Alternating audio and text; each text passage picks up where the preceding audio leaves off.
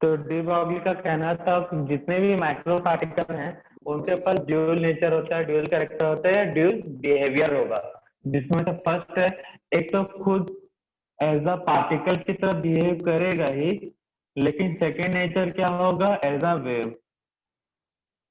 तो जितने भी माइक्रो पार्टिकल हैं वो टू टाइप्स के बिहेवियर शो करेंगे according to de Broglie. First है as a particle nature, second wave. तो वेव कैसा होता है, वेव फ्लो होता है, स्ट्रेट लाइन में से फ्लो होगा, इसका तो नेचर शो करेगा ही। लेकिन पार्टिकल कैसा होगा, अगर पार्टिकल को ऐसे फेंकोगे थ्रो करोगे तो क्या होगा, कुछ देर तक सीधा जाएगा, उसके बाद क्या आएगा, धीरे धीरे नीचे आने लगेगा कि नहीं।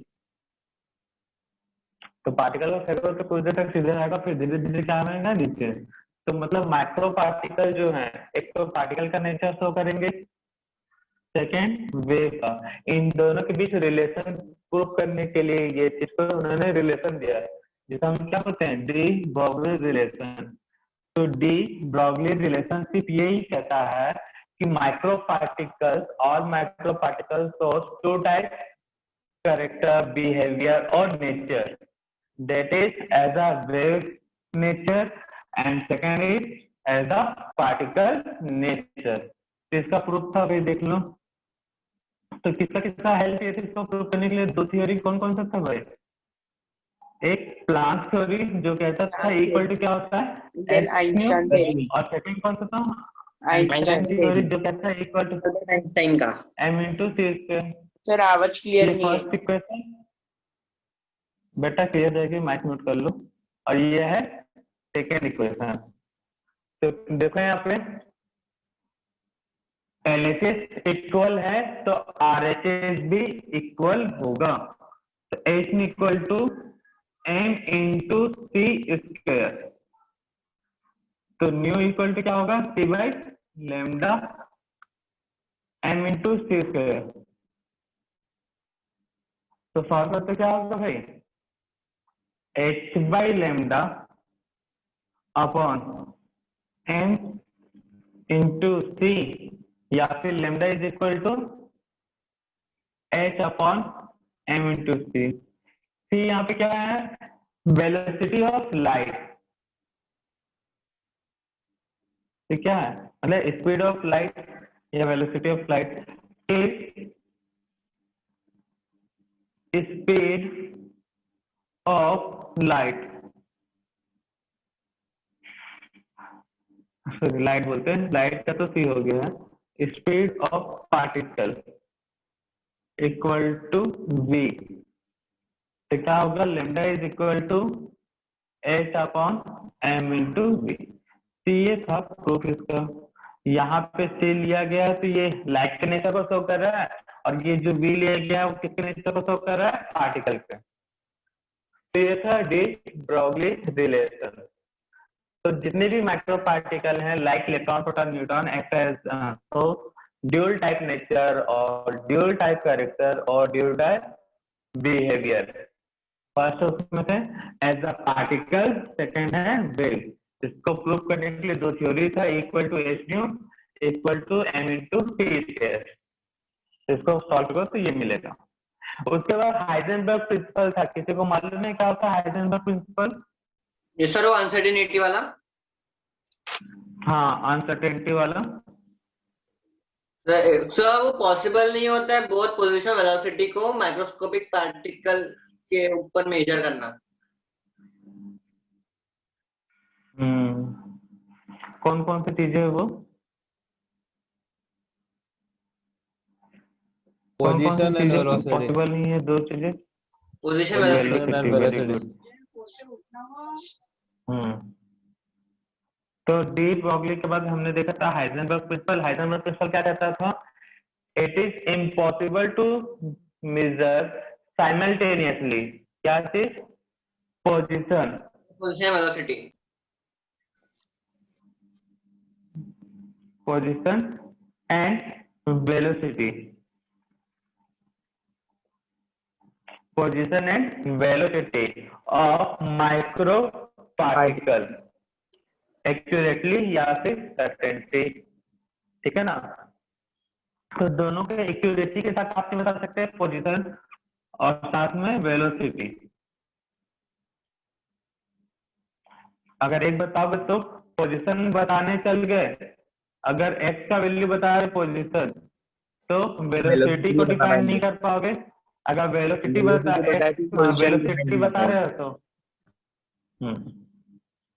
इतना क्लियर तो ये था हाइजेनबर्ग प्रिंसिपल। और m mass of micro particle. तो पिछले लेक्चर में बस इतना ही बताया गया था। तो जो लोग क्लास अटेंड नहीं कर पाए थे नेटवर्क के कारण, उनको क्लियर ये सब नेटवर्क के कारण जो क्लासेस अटेंड नहीं कर पाती, ये सब क्लियर है उनको? Yes sir. चलो फिर क्वेश्चन करते हैं।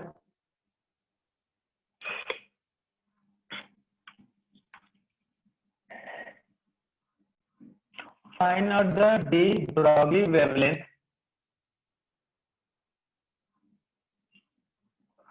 Find out the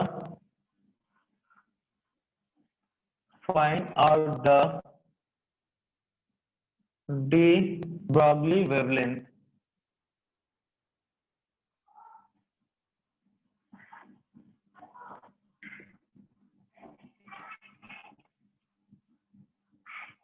Find out the de Broglie wavelength is mass of microparticle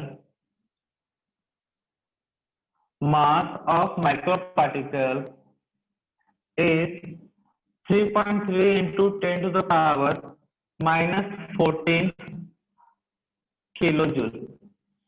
sir एक और बता दीजिए। किलो जूल है। Find out the de Broglie wavelength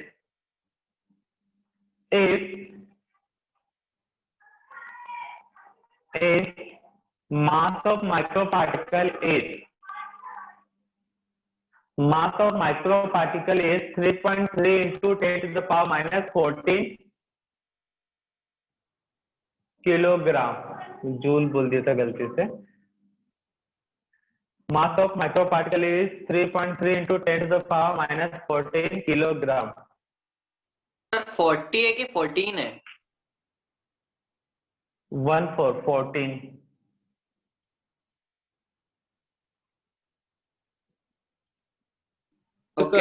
solve velocity 3.3 into 10 to the power minus 14 kilogram, and velocity is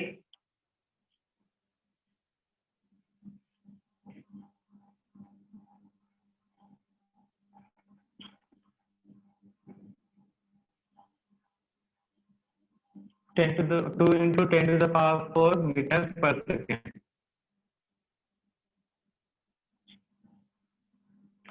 2 into 10 to the power 4 meters per second. Sir करेगा तो solve.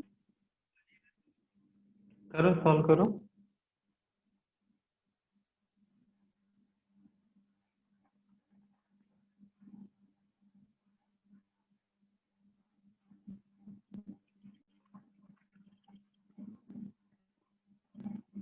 हो गया sir. Sir हो गया।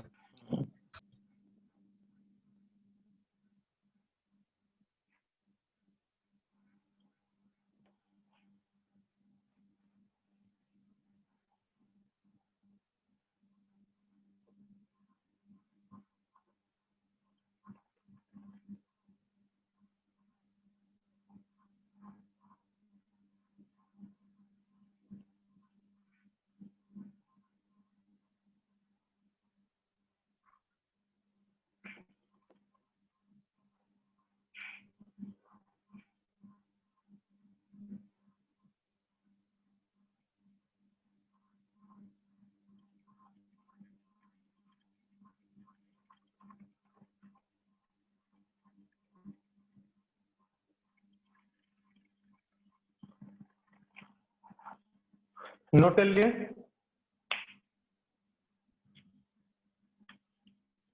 तो फॉर्मूला क्या है? Lambda is equal to h upon mass into velocity।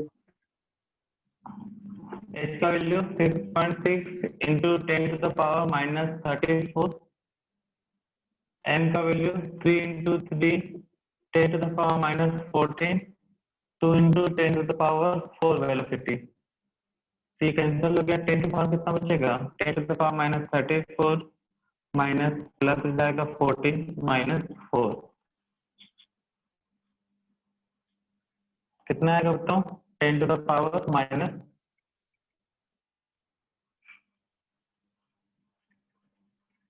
बोलो सर जल्दी, 24 Sir, it's Mi- 10 is minus for minus 28 24. Minus minus 24. 28 24 आया मेरा. Minus Minus 24 28 sir. कौन बोल रहा है? -6 Sir 24 आएगा. -24 14 माइनस प्लस 4 कितना यहाँ से इसको सॉल्व किए तो कितना आया भाई, 20 आया, 20 माइनस 4 करो तो 24 ही ना होगा, तो 28 कैसे बोल रहा था पता नहीं, क्लियर है? हाँ sir. ठीक है ना, तो माइनस 24 सर उसका मीटर, यूनिट क्या देंगे? मीटर. मीटर होगा ना, यूनिट सॉल्व करो ना। नेक्स्ट क्वेश्चन नोट करो,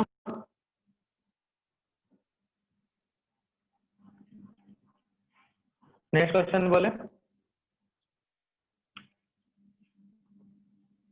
सबका है कि नहीं है, 10 to the power minus 24, sir मेरा आया. और बाकी मेरा लोगों का किसी का जो, चलो ठीक है, मान के चले सबसे सर, solve मेरा भी करने के। सर एक बार वो यूनिट सॉल्व करके बताइए ना. नहीं, यूनिट तुम लोग सॉल्व करोगे, सर हमने प्लीज. सबका यूनिट बता के रखा है, नहीं करो सॉल्व। सर किया नहीं आ रहा है मेरा, जूल पर मीटर इंटू केजी आ रहा है. हो ही नहीं सकता ऐसा, तुमने यूनिट सॉल्व ही नहीं किया ठीक से।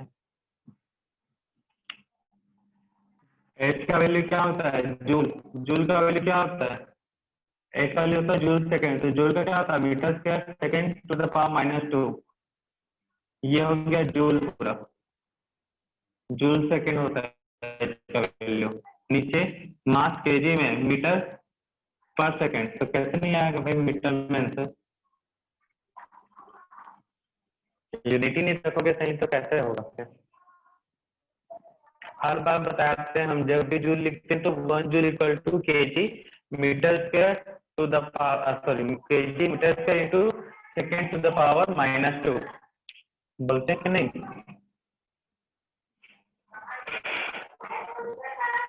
चलो नेक्स्ट नोट करो, ratio of lambda and lambda B.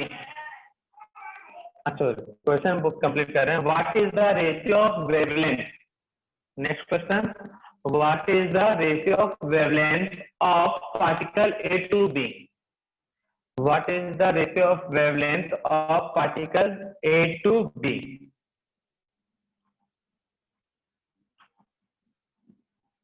What is the ratio of wavelength of particle A to B? What is the ratio of wavelength particle A to B?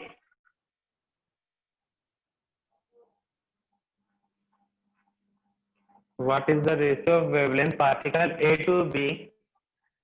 If the mass of particle A, the mass of particle A is equal to 2 times of mass of particle B. If mass of particle A is equal to 2 times of mass of particle B,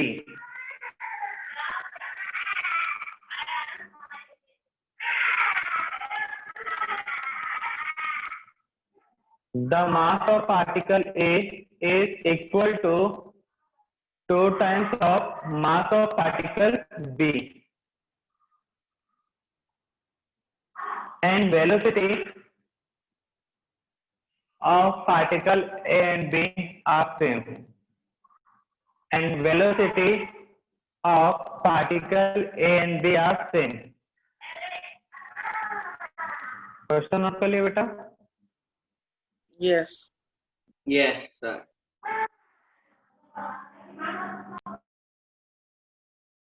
sir एक बार बोलिए ना question.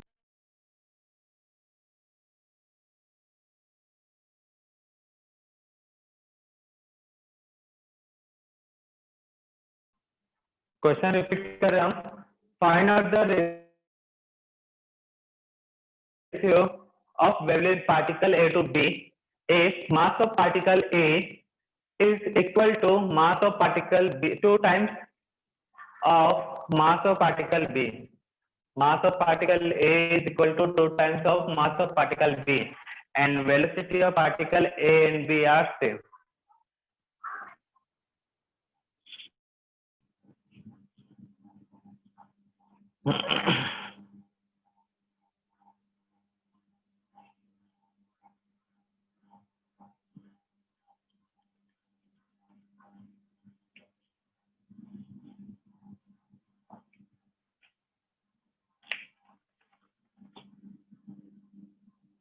So lambda A upon lambda B.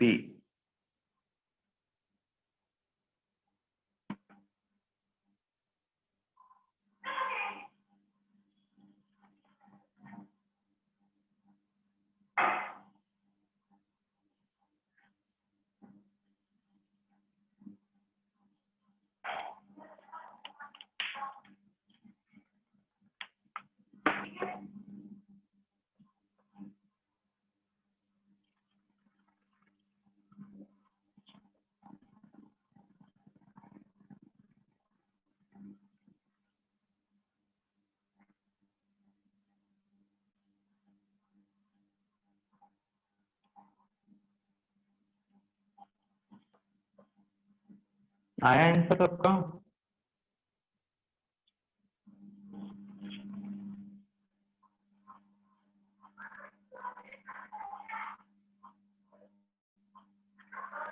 Sir 2:1 आएगा क्या?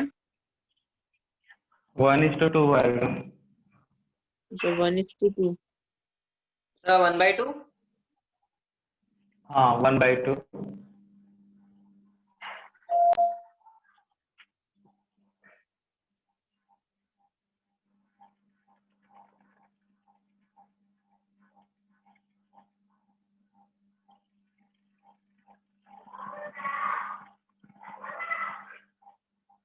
Yes sir 1:2 आएगा। 1:2 आ रहा है। Yes sir मेरा 1:2 आ रहा है। चलो अच्छा, लड़के में किसी का सॉल्व नहीं हुआ क्या?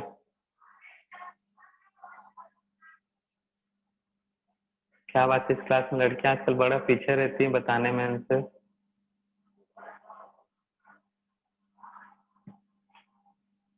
पहले स्टार्टिंग में तो बड़ा जल्दी जल्दी आंसर देते थे, पढ़ाई छोड़ दिए क्या सब लोग?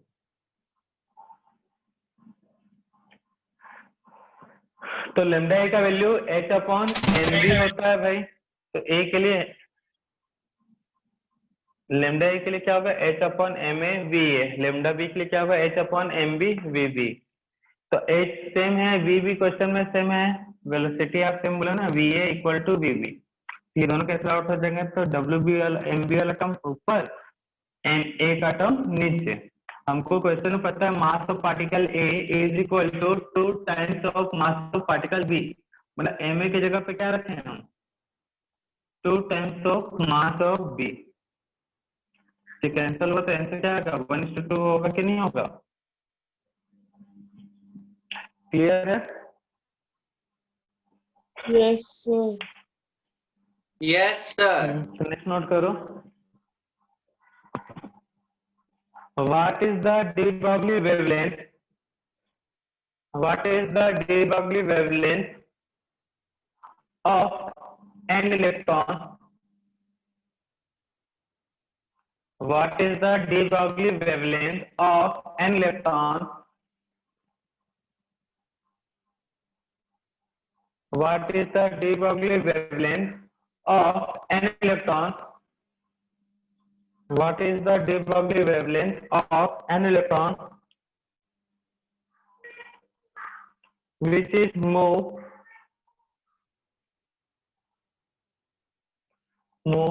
by सर क्या? which is moved MOWE, which is moved by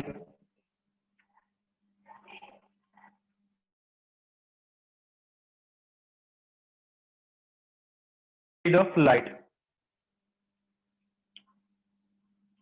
speed of light.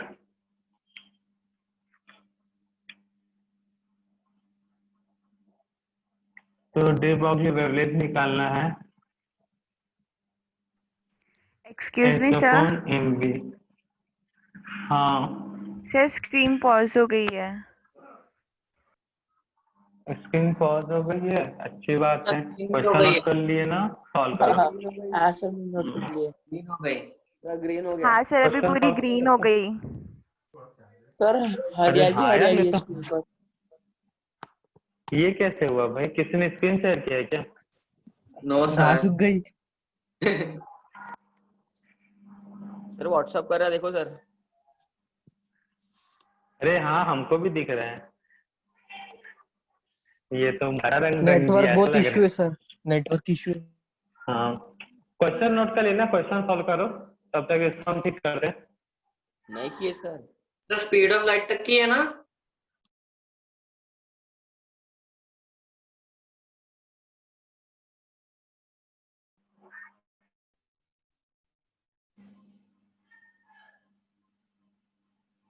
तो हो गया, अपनी सफेदी का रंग चढ़ गया इसको।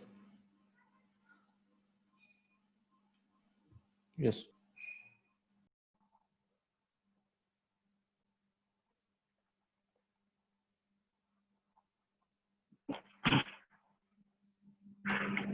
तो वेलोसिटी फाइंड आउट करना, फोर्थ क्वेश्चन में मास और वेवलेंथ दिया है, सॉल्व करो जल्दी से।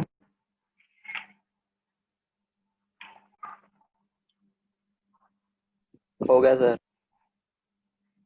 चलो बहुत बढ़िया, बाकी लोग को भी सॉल्व करने दो। यस सर, हो गया।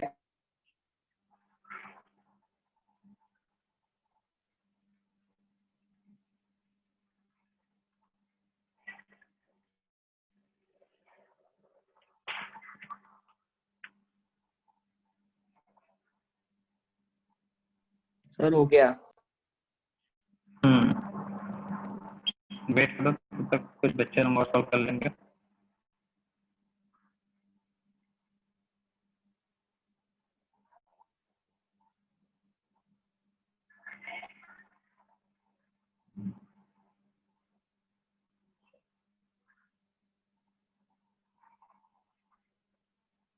सबका सॉल्व हो गया?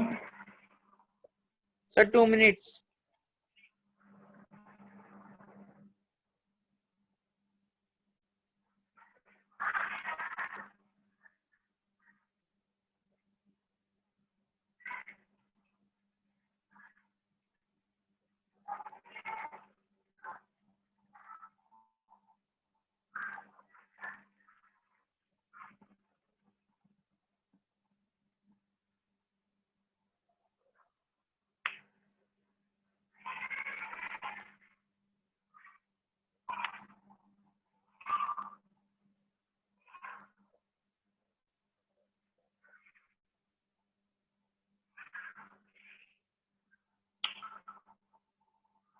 यस सर आ गया।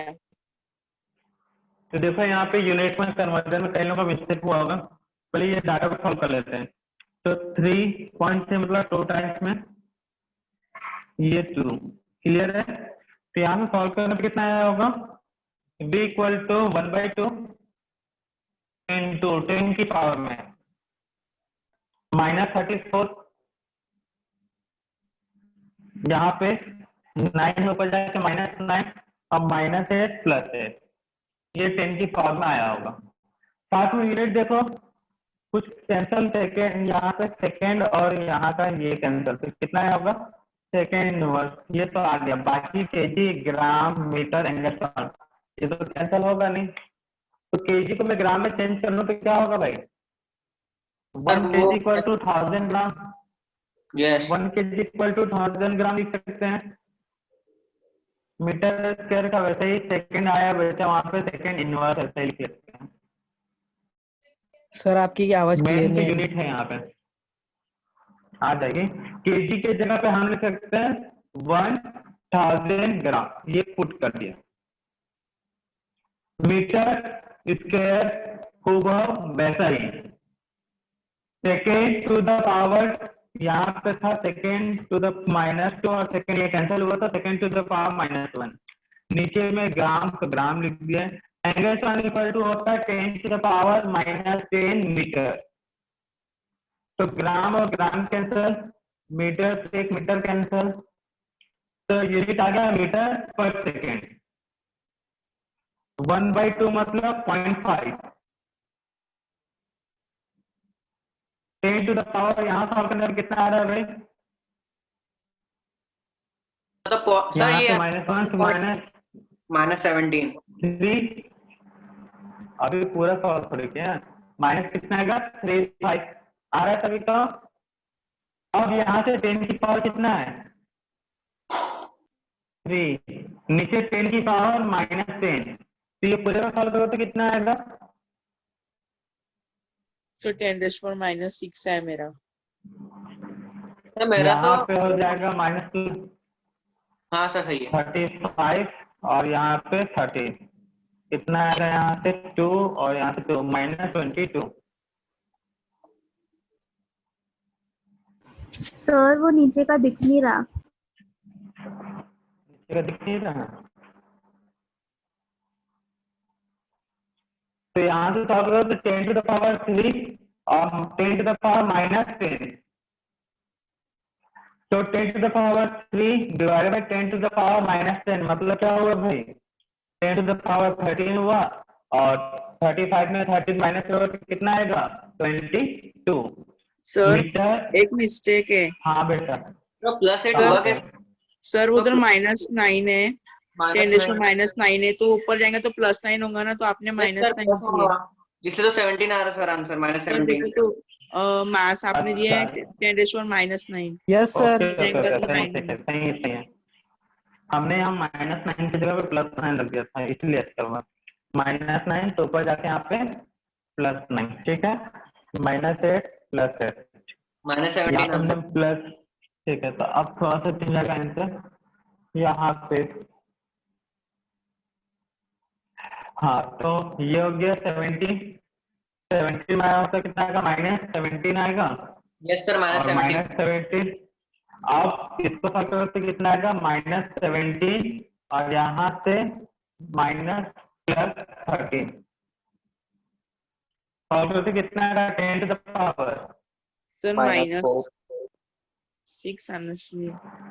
हाँ -4 -4 v equal to 10 to the power 0.5 into 10 to the power -4 या फिर 5 इंटू 10 टू द पावर -5। ये आ रहा है आंसर? यस सर मेरा यही है। ठीक है ना? Yes sir. तो यहाँ पे बस आपको देखो, सुन लो इधर बेटा, सुन लो, बाद में बोला। तो केजी को ग्राम में चेंज करने आता है, ये इन्फॉर्मेशन पता होना चाहिए। Angstrom 1 angstrom equal to 10 to the power -10 होता है। उसके बाद तो पूरा मैथमेटिकल अप्रोच हो जाता है। तो यूनिट कन्वर्जन फिजिकल केमिस्ट्री के क्वेश्चन में इंपॉर्टेंट है भाई, या कहीं भी फिजिक्स में भी सॉल्व करो, यूनिट से बहुत सारे क्वेश्चन लॉन्ग होते हैं और यूनिट से ही क्वेश्चन कई सॉल्व भी होते हैं। तो सिंपल सा कन्वर्जन है, ये सब आना चाहिए। केजी को ग्राम में चेंज करना है, तो मीटर में कैसे चेंज किया जाता है, पिकोमीटर को मीटर में कैसे चेंज किया जाता है, माइक्रोमीटर को मीटर में कैसे चेंज करते हैं। क्या हुआ बेटा? सर क्या बोला आपने? कुछ समझा ही नहीं। आवाज क्लियर ही नहीं आ रही सर। ब्रेक हो रही है। यूनिट कन्वर्जन आना चाहिए सबको। एंगस्ट्रॉन में कितने मीटर होते हैं ये पता होना चाहिए, पिकोमीटर में कितने मीटर होते हैं ये पता होना चाहिए आपको, वैसे ही माइक्रोमीटर में। और ये सब यूनिट एंड मेजरमेंट करके एक चैप्टर होता है फिजिक्स में फर्स्ट। सर साइलेंट हो गए आवाज। हाँ सर साइलेंट हो गई। तो फिजिक्स सब चीजें आपको मिलेगा, ठीक है ना? तो वहां पे याद होना चाहिए। और कई बार बता ही चुके हैं, 1 एंगस्ट्रॉम इक्वल टू कितने metre? 10 to power -10। -10 metre. -10 metre. Picometre equal to -12 12 1 micrometre हाँ, 1 sir micrometre equal to minus -6 nanometre ठीक है ना? नैनोमीटर तो पता ही नहीं सर आपने 1 नैनोमीटर -9 -9 मीटर हाँ, ये पता होना चाहिए, ठीक है। Okay sir. और किसी को कोई तकलीफ है? नो सर ठीक नो है डाउट बेटा, बाकी ठीक है बेटा, बाकी क्वेश्चन नेक्स्ट क्लास में करते हैं ना। Okay sir bye sir sir तो संडे को बाय, टेस्ट नहीं थोड़ा नेटवर्क। नहीं संडे को हाँ टेस्ट बेटा, नहीं। संडे को टेस्ट नहीं होंगे ना? तो इधर अगर टेस्ट हुआ तो टॉपिक एटॉमिक स्ट्रक्चर है, अगर नहीं हुआ तो फिर कोई बात ही नहीं है फिर। सर ने बोली सर ने बोली कि अगले संडे को रहेंगी टेस्ट। यस सर चलो ठीक है, अच्छी बात है फिर, अच्छी बात है फिर। हाँ सर Yes, sir. हमारे लिए अच्छी बात है पर आपकी ठीक है।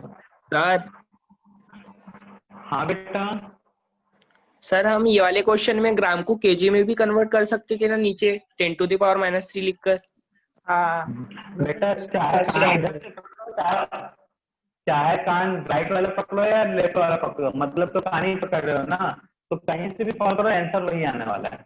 हाँ सर हाँ सर। ठीक है ना, मैथ में 3 × 2 करो या 2 × 3 करो, आंसर रॉन्ग थोड़ी ना हो जाएगा। ठीक है, फिर मिलते हैं नेक्स्ट लेक्चर में। बाय सभी को। Bye sir. Sir bye thank you sir sir. Bye.